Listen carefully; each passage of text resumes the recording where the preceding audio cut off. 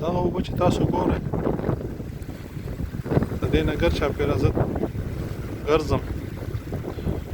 دا زمونږ او ستاسو په سیمو کې ډېر زیات داسې ځایونه شته دی